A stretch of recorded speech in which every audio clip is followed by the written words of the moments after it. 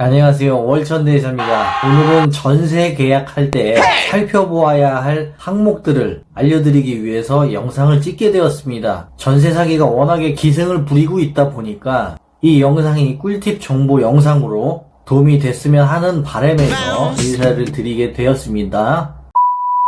자, 전세가 진행되는 과정은요, 계약 전이 있겠고요, 계약 체결 시가 있겠고요, 계약 체결 후가 있겠고요, 그 다음에 잔금 처리 및 이사 후가 있겠습니다. 각각의 절차에 맞는 상황에 따라서 살펴보아야 될 항목들이 있어요. 그 항목들을 한번 알려드리겠습니다.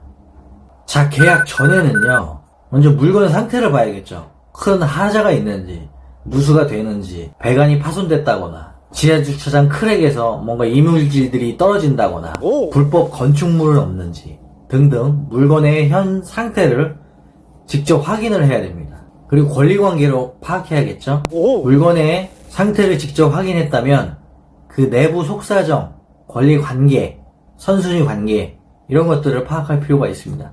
그래서 등기부 등본 확인이 필수가 되겠고요. 등기부 등본이 어떤 권리관계를 나타내주는 명시하는 문서라고 할지라도 공신력은 없습니다. 그래서 법적으로 보호받을 수 있는 절대적인 증거 자료가 되진 않아요. 등본 이외의 권리관계도 깊숙하게 확인해 봐야 된다라는 점이 중요합니다. 그리고 내가 내야 될 전세 보증금이 매매가 대비해서 어느 정도의 비율을 차지하는지, 저당은 어느 정도 잡혀 있는지, 이건 역시 권리관계에 포함되는 부분인데 금액을 체크를 해봐야 된다, 이렇게 말씀드릴 수가 있는 겁니다. 자, 이 정도는 계약 전에 확인해야 될 상황 정도가 되겠고요. 그러면 계약 체결 시에 확인해야 될 항목들을 한번 말씀을 드려볼게요.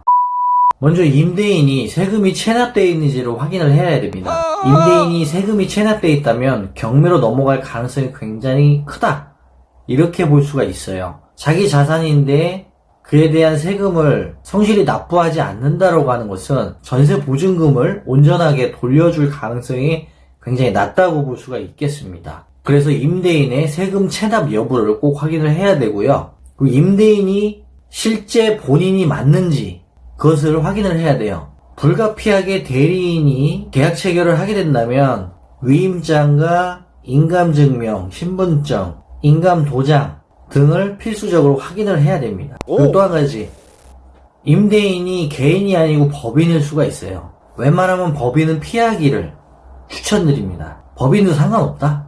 요즘 1인 법인을 세워서 다수의 주택을 확보한 다음에 임대사업 하는 사람들 많지 않느냐, 그러니까 상관이 없다라고 하면 그건 계약하면 돼요.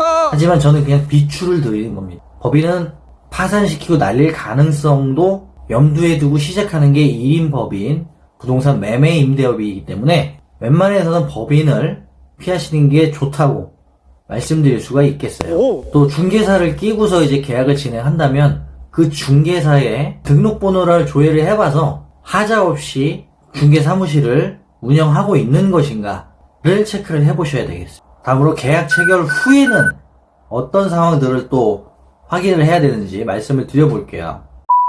임대차 신고 및 전입 신고를 꼭 하셔가지고 나의 법적인 순위를 보장받으셔야 됩니다. 법적인 테두리 안에서. 그래서 만에 하나 혹시라도 경매로 넘어갔을 경우에 온전히 나의 보증금을 돌려받기 위한 그러한 장치를 하는 것입니다. 그렇게 계약이 끝나고 나서 이 정도 진행을 해주시면 되겠고요. 그 다음 잔금 처리를 한 후 이사까지 완료했다, 그러면은 전입신고는 반드시 완료가 돼 있어야 되겠고요. 그리고 전세보증보험에 가입을 하셔야 됩니다.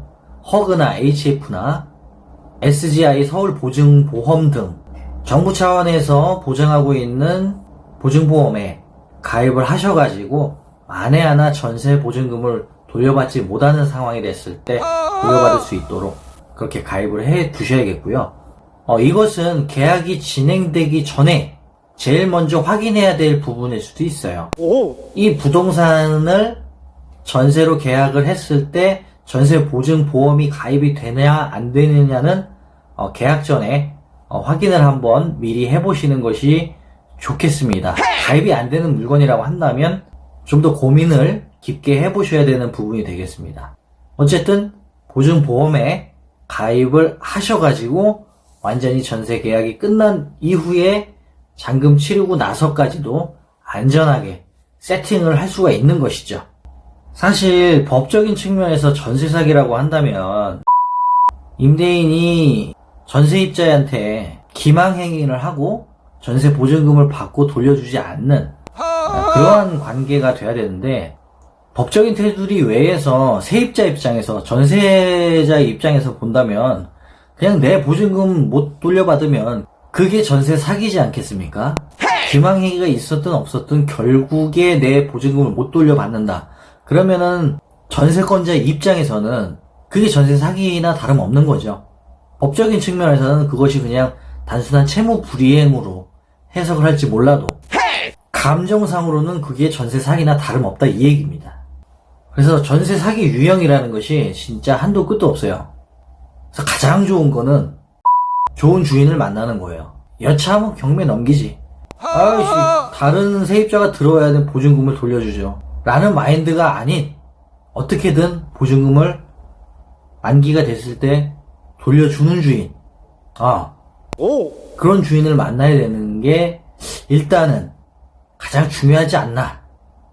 그렇게 생각을 하고요. 앞서 말씀드린 항목들을 반드시 꼼꼼하게 체크를 해보시고 그 외에 부가적으로도 더 체크할 사항들을 자세히 살펴보셔서 전세 보증금에 대한 피해가 없이 잘 거주하시다가 다음 스텝 잘 밟아 나가시기를 바라면서 오늘의 꿀팁 영상 여기까지 하고 마무리 짓도록 하겠습니다. 감사합니다.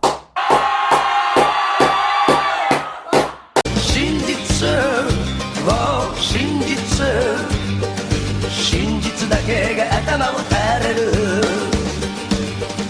こんな臆病者だからこそ本当のことが欲しい夢